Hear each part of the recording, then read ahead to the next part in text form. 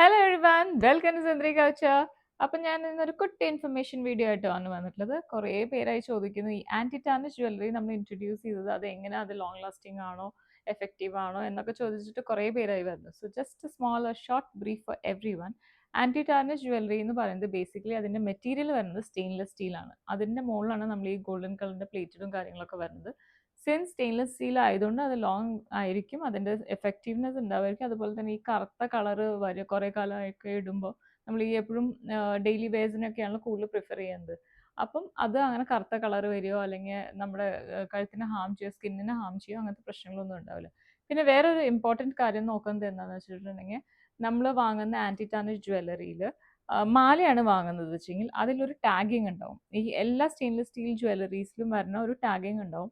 ആ ടാഗിൽ അതും ഈ മെറ്റീരിയൽ തന്നെയാണ് കേട്ടോ, ഈ മാലയുടെ മെറ്റീരിയൽ തന്നെയാണ്. ആ മാലയുടെ മെറ്റീരിയലിന്റെ കൂടെ തന്നെ ഇങ്ങനെ S steel, like S steel എന്ന് പറഞ്ഞിട്ട് അതിന്റെ മുകളിൽ എഴുതിയിട്ടുണ്ടാവും.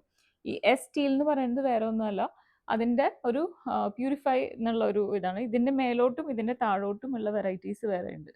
അപ്പം നമ്മൾ പ്രിഫറബിളി ഈ ഒരു ഇതാണ് വാങ്ങുന്നത് വെച്ചെങ്കിൽ, നമ്മൾ ആന്റി ടാർണിഷ് ആണ് വാങ്ങുന്നത് വെച്ചെങ്കിൽ ഈ ഒരു ടാഗ്സ് ഒന്ന് നോക്കിയാൽ മതി. ഈ ടാഗ്സ് വെച്ച് നമുക്ക് എത്രത്തോളം ഇത് നല്ല പീസാണോ അതോ നോർമൽ ആണോ, ഇത് വാങ്ങിച്ചിട്ട് നമുക്ക് പെട്ടെന്ന് ഉപയോഗിക്കാൻ പറ്റാതെയാവോ എന്നൊക്കെ നമുക്കൊന്ന് ഐഡന്റിഫൈ ചെയ്തിട്ട് നമുക്ക് യൂസ് ചെയ്യാൻ പറ്റും.